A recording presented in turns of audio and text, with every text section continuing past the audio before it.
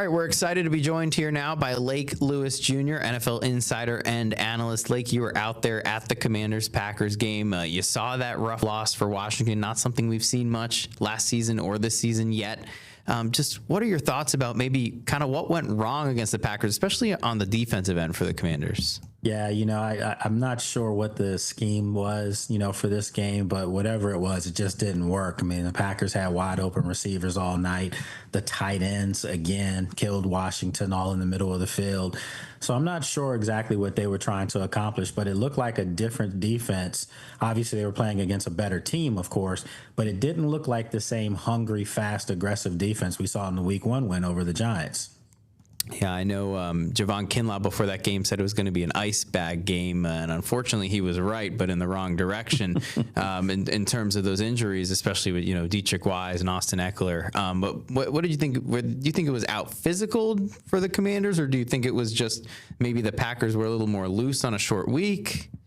I mean, I think it was a little bit of everything. I mean, you can't really use the excuse as far as the Packers being loose on a short week because they had to play, they had the same schedule basically. Mm-hmm. The difference is they didn't have to travel. And I can tell you getting to Green Bay, it was work. It really was to get there, to get out of Green Bay. It was even more work, 2-hour drive back to Milwaukee to fly out. And my flight was delayed 4 hours. So yeah, it was just, it was a lot. And, and I said this, if I'm this tired, I can only imagine what the players were like coming on a short week. And yeah, it takes its toll on you. And then you're not playing just any team. You're playing perhaps the best defense in the league right now, and a team that clearly looks like they could be a Super Bowl contender in the NFC. So for Washington to have all those things going against them, they would have had to have played, damn near an A game in order to have an opportunity. And they didn't even play, to me, a C game. It was probably the worst outing I've seen of Washington under Dan Quinn since he's been coach. And speaking of that, for Dan Quinn, it was also not one of Jaden Daniels' best games. And we saw this moment on your screen here in the fourth quarter.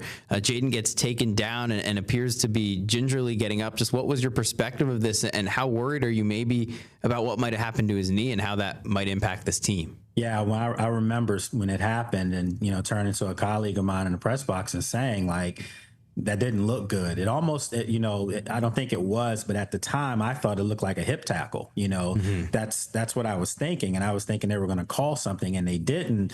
Jaden got up and he was fine. And I did ask him after the game in the locker room, is he good? And he was like, I'm good. And he even told us that in the presser he was good.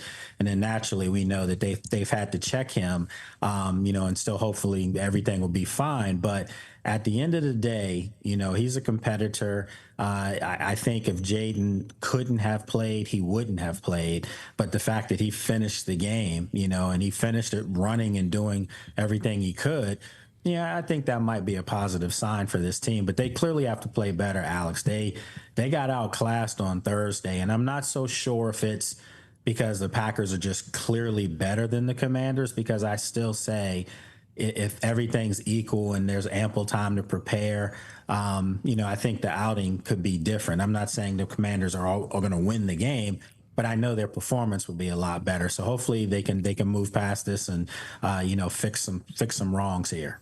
And just real quick before we move on Jaden, I know it was somewhat garbage time, but he did, get up from that. He threw another touchdown to Deebo Samuel shortly after. Mm-hmm. So what Jaden was able to do, and, we saw him bounce back from the Buccaneers game last year. Do you think there's a possibility this could go down as maybe ending out being Jaden's worst performance of the season? And if it is, I guess 2 touchdowns isn't terrible, right? Yeah, and see, that's the thing. We get back here to the area and people are saying how poorly he played. Mm-hmm. And yeah, he missed some throws. He clearly did, but the man was under duress. I mean, he was running for his life, and, he still made some things happen. And as poorly as this team played on both sides of the ball, 9 minutes left in the fourth quarter, it was a 7-point football game. So, and the Packers have played probably as well as they possibly could have played under the circumstances. Mm-hmm. So I think people need to keep it in perspective. He even said it to us again in the press conference. It's only week 2. It's just 2 games. The season's not over. People don't need to find a nearest bridge or anything like that. I mean, they just have to come out and do what I think we all expect for them to do and be able to get a win at home against the Raiders. And speaking of that, you go toward that Raiders game. And the nice thing is when you do play Thursday night, you get a very long week ahead of the next game. So how do you expect the Commanders to bounce back, and where do you expect them to go from here? Yeah, I expect for them to bounce back. I really do. I think that the Raiders game is going to be tougher than maybe people thought it would have been when they saw it on the schedule. I mean, Pete Carroll has, the Raiders going in, I think, the right direction from a cultural change. They're going to be definitely more aggressive and more physical.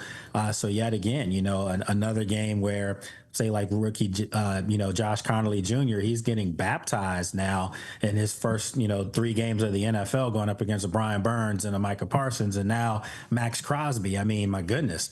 But at the end of the day, I think Washington's the better football team. They just have to come out and show it. They have to play with that aggressiveness, Alex, that they played with last year. It was a bold aggressiveness. They gambled for things on 4th down.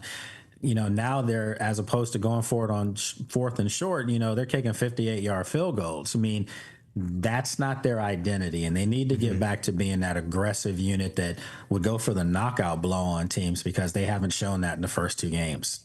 And then just, some people I'm hearing, they lost to Tampa in week 1 last year, then they beat them in the playoffs, everything was fine. And some people I'm hearing, all right, we didn't think they were a playoff team coming in this season, now we're even more concerned.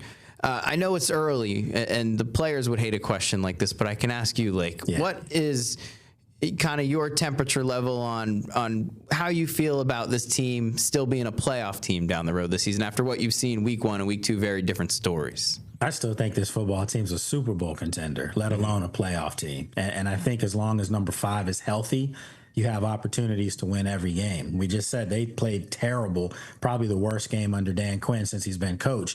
Probably the worst scheme they've drawn up in a game, both Cliff and Joe Witt. It just wasn't good. Let's be honest about it. But yet they were down 7 in the 4th quarter on the road against a Super Bowl contender.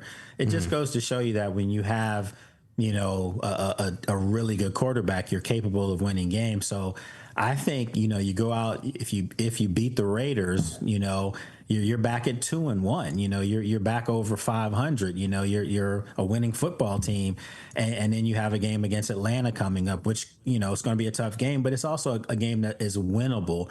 So all's not lost, but if they go out and struggle and lose to the Raiders, then I don't think you should hit the panic button, but I think you should probably take your hand out your pocket and get ready to hit it. So they've got to win this game. It's almost a must win for me to start their season. I'd agree on that. And Lake, before we wrap up here, let everybody know where they can keep up with your coverage. Sure. You can check me out on social media at Lake Lewis Jr. That's on all platforms. You can subscribe to my radio show / podcast, the Lake Lewis Jr. Show.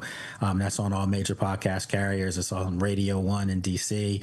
On the radio. You can listen to it there. And then you can actually watch it on YouTube on the Lake Lewis Jr. channel. Also, you can check out my NFL coverage for heavy.com and also for CBS 6 in Richmond. And then you can hear me on Tuesdays on ESPN Radio in Richmond as well. And tonight on game night. All right, awesome. Thank you, Lake. All right, appreciate you. Good seeing you, Alex.